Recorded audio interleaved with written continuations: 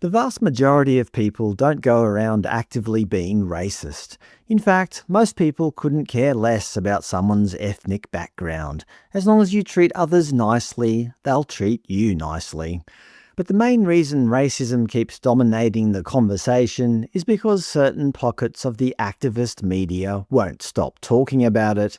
They keep it on life support by constantly accusing society of it, driving a wedge right through our communities. Take the ABC. They constantly harp on about racism in literally every walk of life. Just look at the headlines. Landmark report finds racism deeply embedded in universities. Then there's the Great Barrier Reef. Systemic racism tip of the iceberg in Buried Reef Authority review. And my personal favourite, it could take 118 years to end racism at work, Gari Yala report finds. 118 years? That seems like a remarkably exact number. But what else is racist? The World Cup, of course. Racist commentary called out in World Cup coverage. Don't worry, they consulted leading experts for this one, so you know it's absolute scientific fact. Here's the article, World Cup Racist Commentary. You already know this is going to be good. The piece features plenty of photos of black players because apparently they're the only ones capable of experiencing prejudice on a football pitch. The article highlights Côte d'Ivoire coach Emers Faye, who called out former German star turned TV pundit Bastian Schweinsteiger for making a supposedly incredibly racist comment. What did Schweinsteiger say? He warned that the German team could expect an opponent that was a bit African football, a bit unorthodox, a bit wild, a bit perhaps also not so conditioned by tactics. Yes, that was the heinous comment.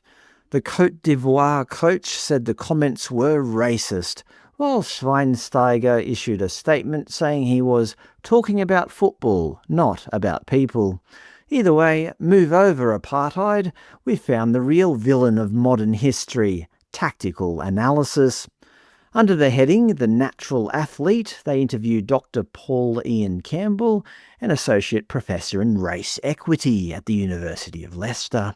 He claims Schweinsteiger's comments reflect long-held perceptions around black African football as underdeveloped and being more primitive.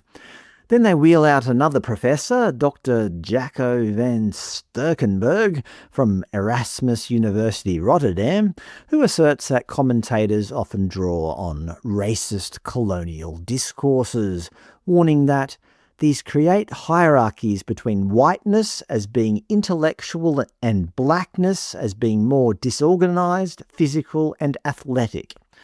All this from a guy who just said the opponent was a bit unorthodox. It must be exhausting being this hyper-intellectual.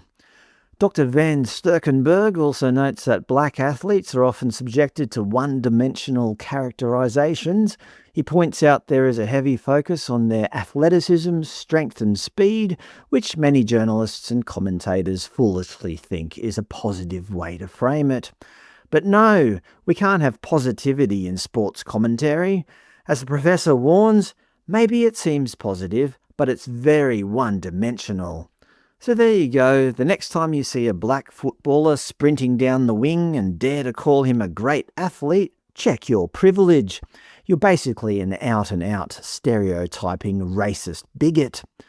But back to Professor of Race Equity, Dr. Campbell. He claims that in multiracial teams like England, players often receive vastly different types of praise based entirely on their skin colour.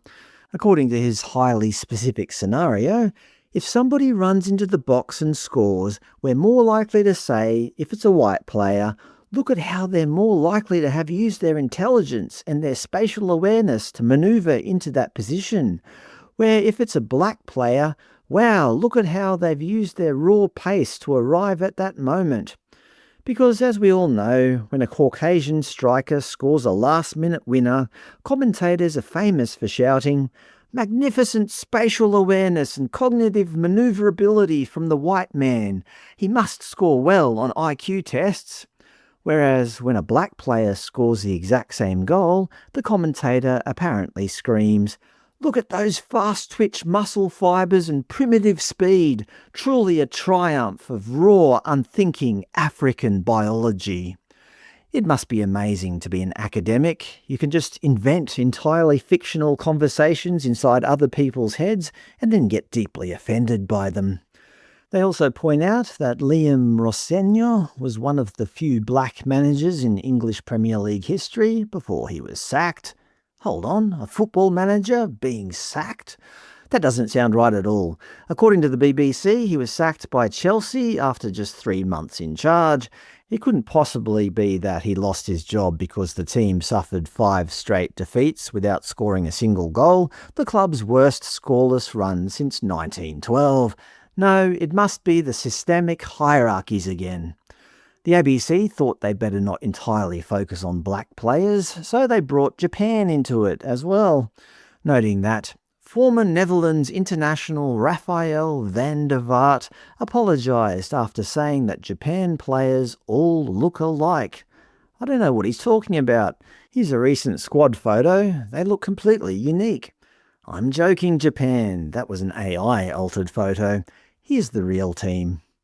Anyway, we should probably thank the ABC for reminding us that this year's World Cup, a tournament watched by 5 billion people of every race and background on Earth, explicitly designed to unite the entire planet through a shared love of a sport, is actually just a hotbed of systemic oppression and racism. Stay miserable, everyone.